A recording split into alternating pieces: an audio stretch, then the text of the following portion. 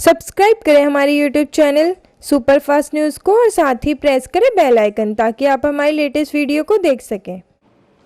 Namaskar, good morning.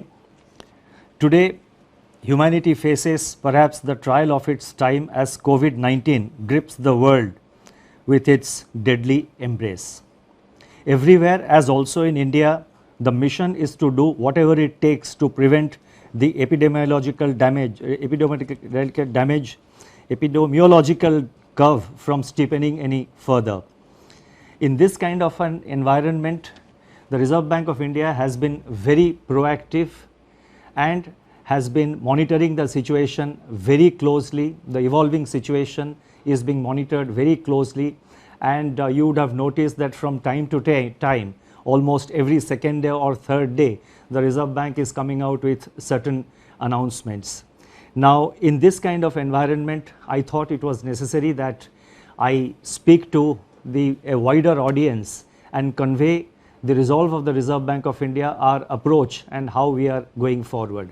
Today, I propose to make certain announcements, and the statement is a bit long, as I said last time, because I have tried to make it as self-explanatory as possible, and so that there is adequate clarity, and since we are not able to hold a press conference, the meaning and the details are conveyed to the maximum extent possible. So, as I just said, everywhere, as also in India, the mission is to do whatever it takes to prevent the epidemiological curve from steepening any further.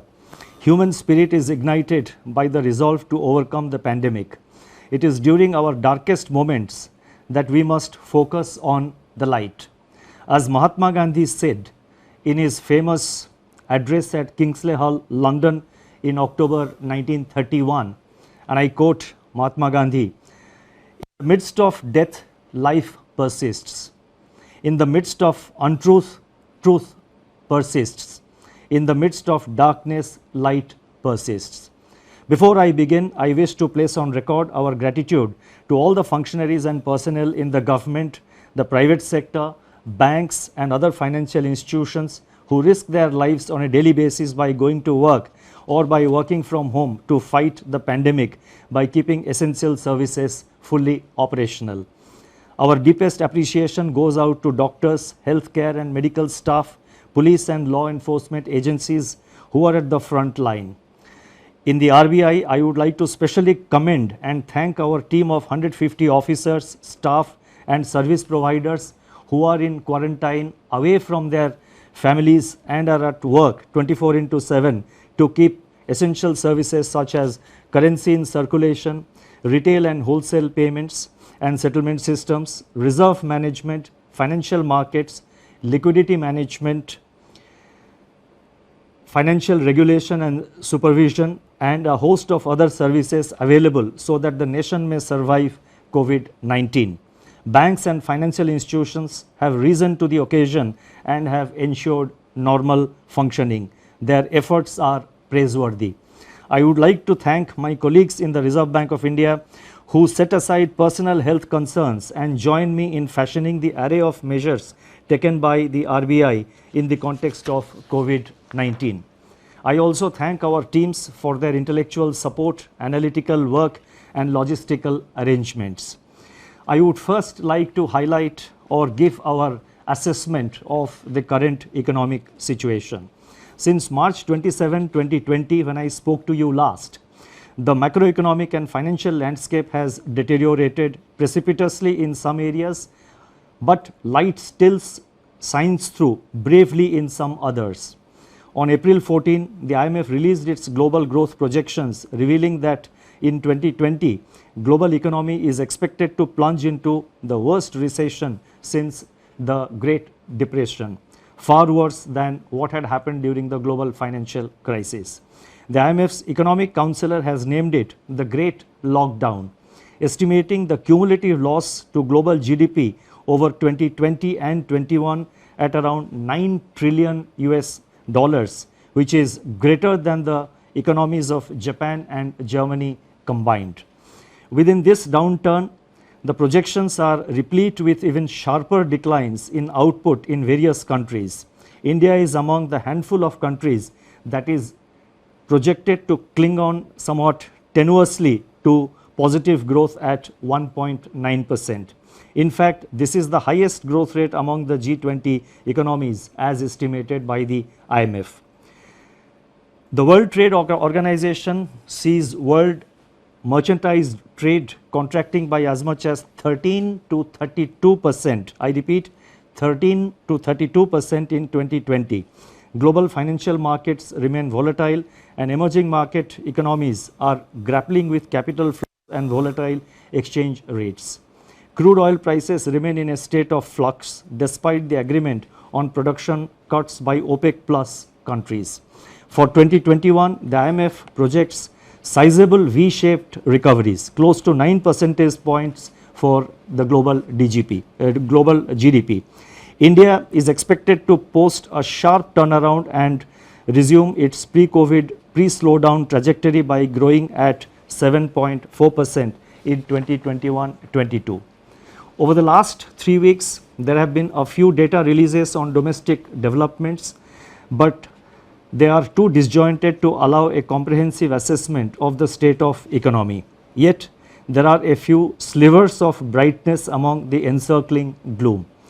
In my statement of March 27, I had referred to continuing resilience of agriculture and allied activities on the back of all-time highs in production of food grains and horticulture, with huge buffer stocks of rice and wheat far in excess of the buffer norms. By April 10, pre-monsoon kharif sowing had begun strongly, with acreage of paddy, which as you know is the principal kharif crop, up by 37% in comparison with the last season, that is in comparison with the kharif of 2019. States such as West Bengal, Telangana, Odisha, Assam, Karnataka and Chhattisgarh are leading in sowing activity despite the lockdown. On April 15, the India Meteorological Department IMD forecast a normal southwest monsoon for 2020 season, with rainfall expected to be 100% of the long period average. These are early developments and they bode well for our rural demand, supported as they are by accelerating fertilizer production, which was noticed up to February 2020. The robust growth of 21.3% in tractor sales up to February 2020 as against a contraction of 0.5% in the corresponding period of the previous year may provide an offset to farm labor shortage on account of the lockdown. In other production sectors, the situation is more somber. On April 9, the Index of Industrial Production for February was released, showing that industrial output accelerated to its highest rate in 7 months. The impact of COVID-19 is not yet captured in these prints. So therefore, there is no reason to get misled by the IIP data which was released up to February, because the impact of COVID-19 comes thereafter. More tellingly, however, the revival in electricity generation, a coincident indicator of demand that had commenced from January 2020, has been halted by a sharp fall in daily demand in the range of 25 to 30% after the lockdown announcement on March 25th. Automobile production and sales, port freight traffic declined sharply in March, as recently released data indicates. The Manufacturing Purchasing Managers Index, that is PMI, for March 2020, which was released on April 2, was the lowest in last 4 months. Notably, suppliers' delivery time lengthened for the first time in 5 months, indicating supply disruptions. The April 6 release showed that services PMI declined into contraction in March 2020, pulled down by a sharp downturn in export business, new domestic orders and employment. In the external sector, the contraction in exports in March 2020 at minus 34.6% has turned out to be much more severe than during the global financial crisis. However, amidst all this, the level of foreign exchange reserves which we have continue to be robust at US dollar 476.5 billion on April 10th, equivalent to 11.8 months of imports. Turning to the status of banking operations since the nationwide lockdown was imposed by the Government of India, the RBI has taken a number of steps to ensure normal business functioning by the entire banking sector. As a result, payment infrastructure is running seamlessly. Banks have been required to put in place business continuity plans to operate from their disaster recovery sites and or to identify alternate locations for critical operations so that there is no disruption in customer services. Our data show that there was no downtime of internet or mobile banking. On an average, ATM operations stood at 91% of the full capacity. The average availability of business correspondents is over 80%. Regional offices of RBI have supplied fresh currency of rupees 1,20,000 crores from March 1 till April 14th to currency chests across the country to meet increased demand for currency in the wake of COVID-19 pandemic. Banks have indeed risen to the occasion by refilling the ATMs regularly despite several logistical challenges. In my statement of March 27, I had indicated that together with the measures announced on March 27, the RBI's liquidity injection was about 3.2% of GDP since February 2020 MPC meeting. And as you would recall, the February MPC meeting, the announcements were made, if I recall correctly, on 6th of February.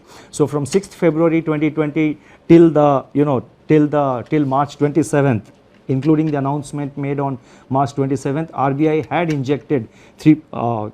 injected liquidity of an amount equivalent to 3.2% of our GDP. Since then, that is since March 27th, surplus liquidity in the banking system has increased sharply in the wake of sustained government spending. Systemic liquidity surplus as reflected in net absorptions. I am talking about net absorptions, that is the difference between the taking into account both the reverse repo and the repo. So therefore, the systemic liquidity surplus as reflected in net absorptions under the LAF averaged at about rupees 4.36 lakh crore during the period March 27th to April 14, 2020.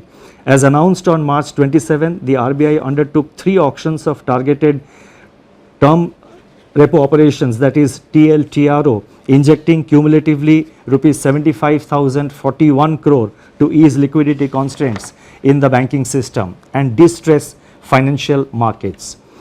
Another TLTRO auction of rupees 25,000 crore is being conducted today. In response to these auctions, financial conditions, now this is very important, in response to these conditions, financial conditions have eased.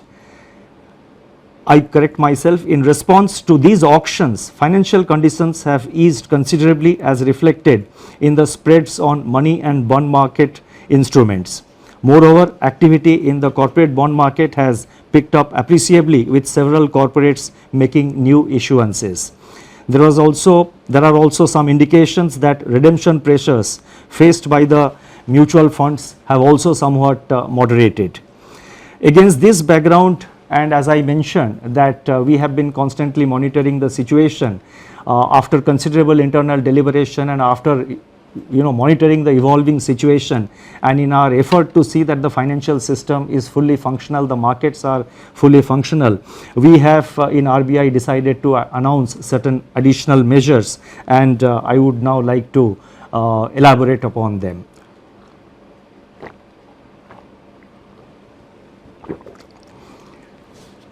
Against this backdrop and based on our continuing assessment of the macroeconomic situation and financial market conditions, we propose to take further measures with the following objectives. 1.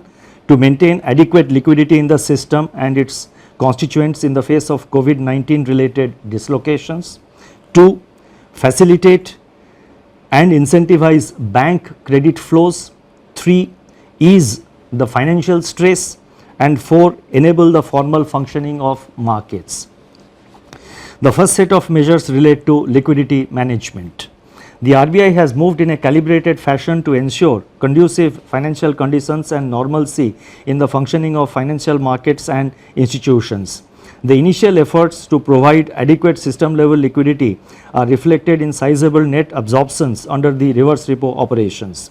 With this achieved, the RBI has undertaken measures to target liquidity provision to sectors and entities which are experiencing liquidity constraints and or hindrances to market access. That is, they have a difficulty in accessing the market and they have the difficulty of having adequate liquidity with them.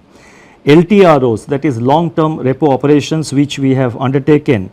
So these were meant to ensure adequate liquidity at longer end of the curve, longer end of the yield curve.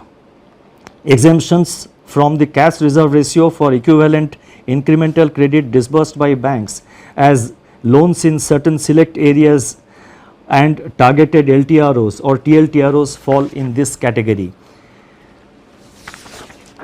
In this category or in this class and sector specific measures. It is observed that deployment of TLTRO funds so far has largely been to bonds issued by public sector entities and large corporates, especially in primary issuances. The disruptions caused by COVID-19 have, however, more severely impacted small and mid-sized corporates, including NBFCs and MFIs, in terms of their access to liquidity. So we have therefore decided to undertake what we call TLTRO operations 2, that is TLTRO 2.0. Accordingly, it has been decided to conduct targeted long term repo operations TLTRO 2.0 for an aggregate amount of rupees 50,000 crore to begin with. Please mark my words, rupees 50,000 crore to begin with in tranches of appropriate sizes. Based on our assessment of the evolving situation and based on the pattern of utilization of this 50,000 crore by the market and in the market, it is always open for RBI to step up this amount beyond 50,000 crores as per requirement or as may be necessary to see that various segments of the market, various segments of the the MFIs, the NBFCs and other institutions in terms of liquidity, they remain well lubricated.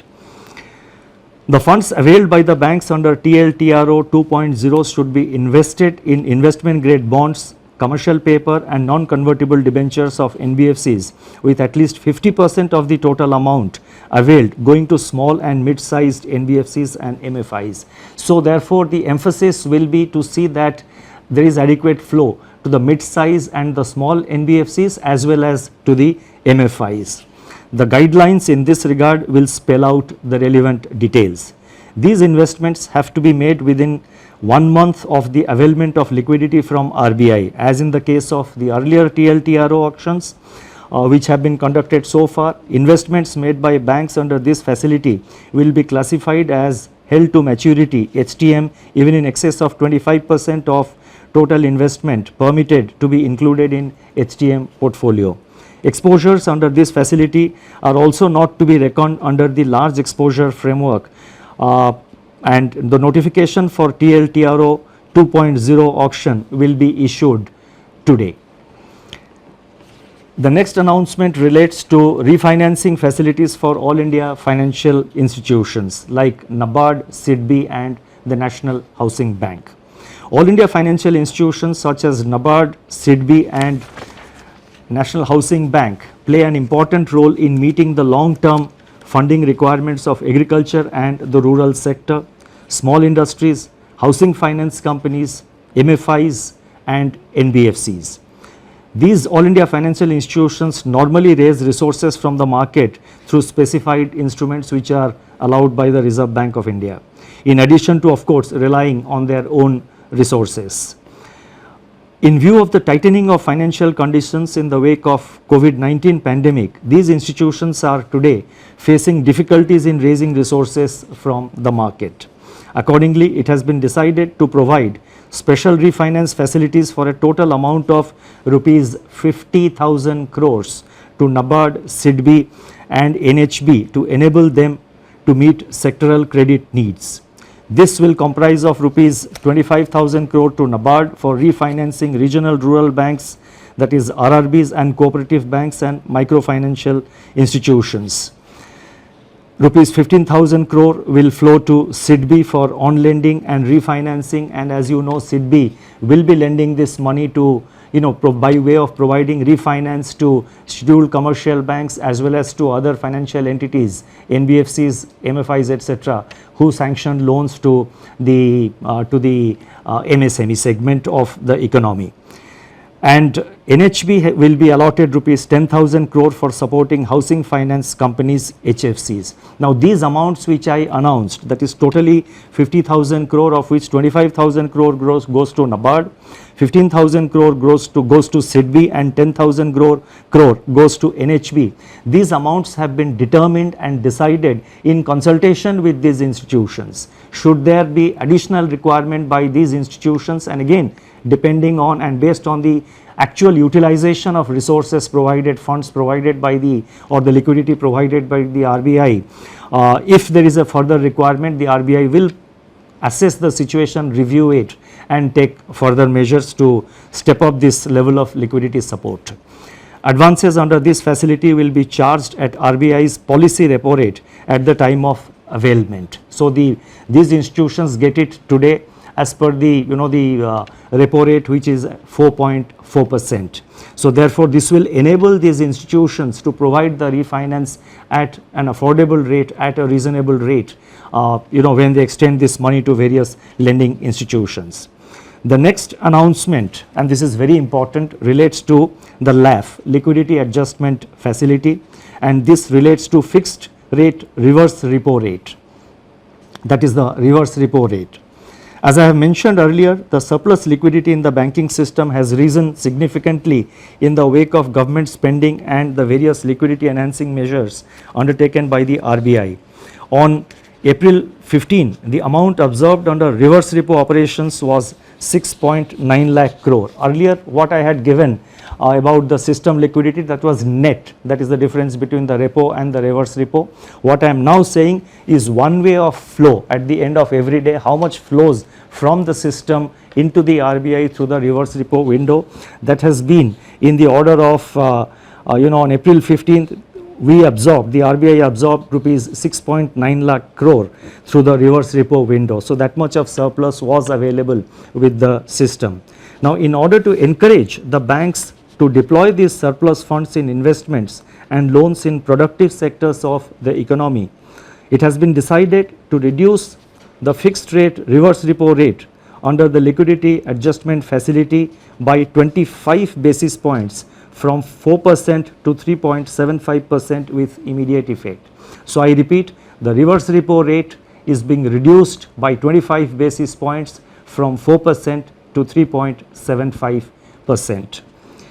The policy repo rate, however, remains unchanged at 4.4% because that is a matter which is decided by the MPC, and also the marginal standing facility rate and bank rate, they also remain unchanged at 4.65%. The next announcement relates to ways and means advances for states. On 1st April 2020, RBI had announced an increase in the ways and means advances limit, WMA limit of states by 30%. It has now been decided to increase the WMA limit of states by 60% over and above the level as on March 31st, 2020 to provide greater comfort to the states for undertaking COVID containment and mitigation efforts, and also to plan their market borrowing programs better. This we expect will help the states not to bunch up their borrowing program in the early part of the year, but to space it appropriately as per their requirement. The increased limit will be available, that is this increased limit of WMA up to by 60%. This facility will be available till September 30th, 2020. The next set of measures are related to regulatory measures. On March 27, 2020, the Reserve Bank had announced certain regulatory measures to mitigate the burden of debt servicing brought about by disruptions on account of COVID-19 and to ensure the continuity of viable businesses.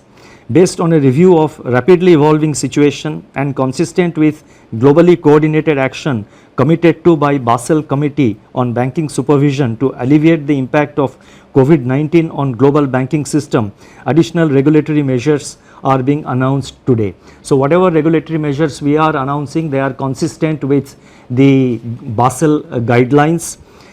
The first measure under this category of regulatory measures, they relate to asset classification. Economic activity has come to a standstill during the period of the lockdown. Now, as I go with these announcements, I request your patience, because in the concluding paragraphs, in the concluding 2 or 3 paragraphs to which I will come very shortly, I have attempted to give some kind of a forward guidance on certain aspects. So, I request your patience.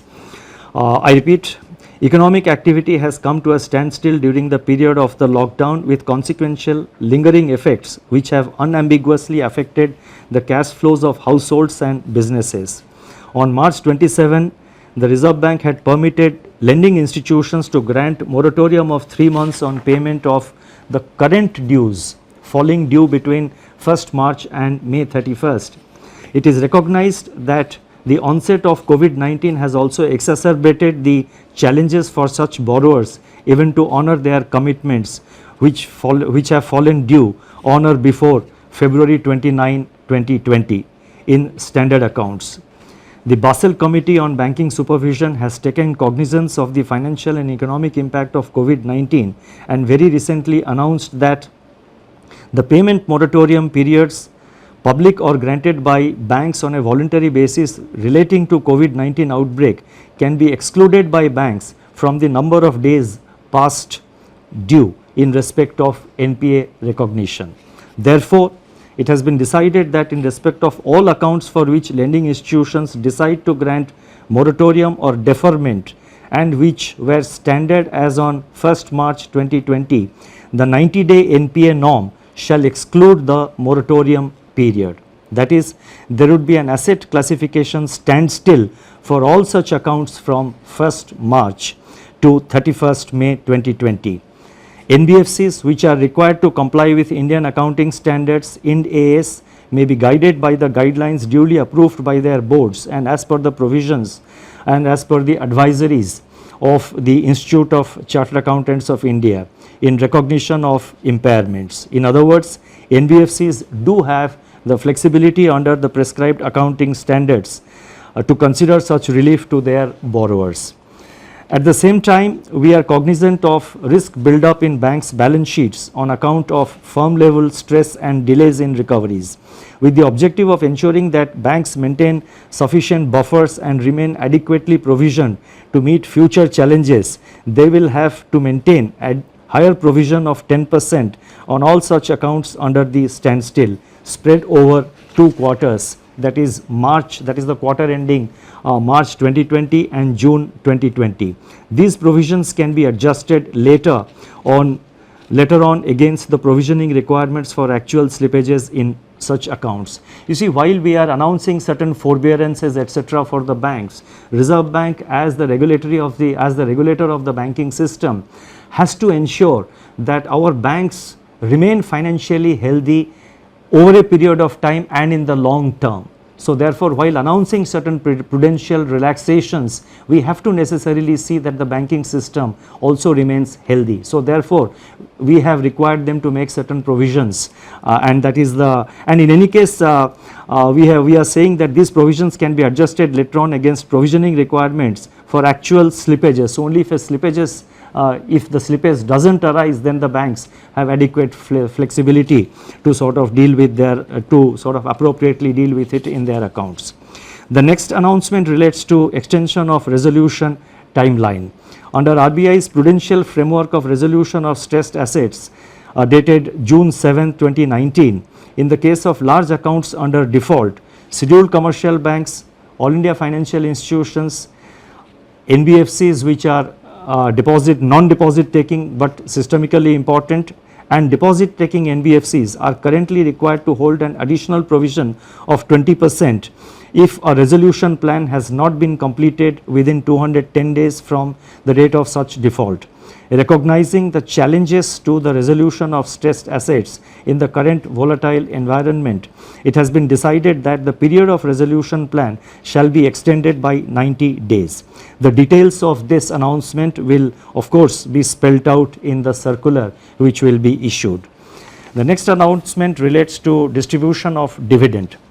It is imperative that banks conserve capital to retain their capacity to support the economy and absorb losses in an environment of heightened uncertainty.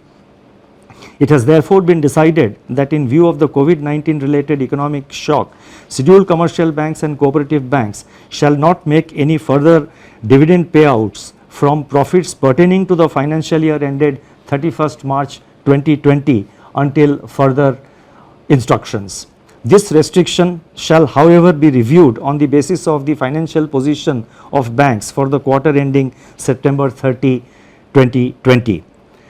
The next announcement relates to LCR, liquidity coverage ratio.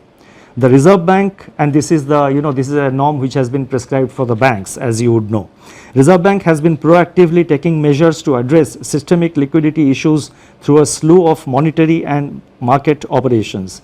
In order to ease the liquidity position at the level of individual institutions, the LCR requirement for scheduled commercial banks is, we have now decided that the LCR requirement of scheduled commercial banks will be brought down from, it is being brought down from 100% to 80% with immediate effect. I repeat, LCR requirement is being brought down from 100% to 80% with immediate effect. The requirement shall be gradually, however, restored back in two phases, 90% by 1st October 2020 and 100% by 1st April 2021. The next announcement relates to NBFC loans to commercial real estate projects.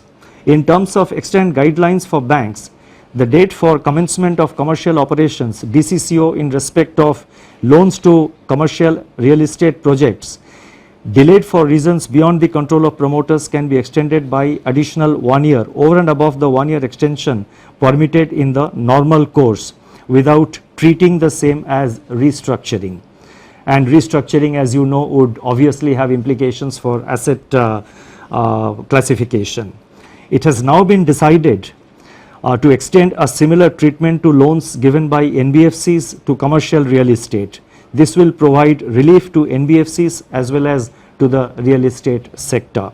Now, before I go to the concluding remarks, let me mention that the RBI, as I mentioned earlier, is monitoring the situation very closely. We are very vigilant about the developments, and whenever required we will make necessary announcements.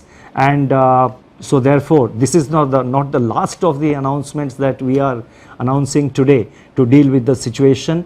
As the situation warrants, we will be announcing new measures to deal with the challenges. Our effort is always to remain proactive and also to respond to the emerging challenges. Now let me now move to the concluding portion of my remarks. In conclusion, I would like to review recent developments relating to inflation and the outlook without infringing in any way the mandate of the Monetary Policy Committee. The press release of National Statistics Office NSO on April 13, 2020 showed that CPI inflation for March 2020 declined by 70 basis points to 5.9%. This is, however, based on data gathered up to 19th March. The data showed a softening of food inflation by around 160 basis points on account of the easing of prices of vegetables, eggs, meat, fish, pulses, etc. In other categories of CPI inflation, pressures remained firm.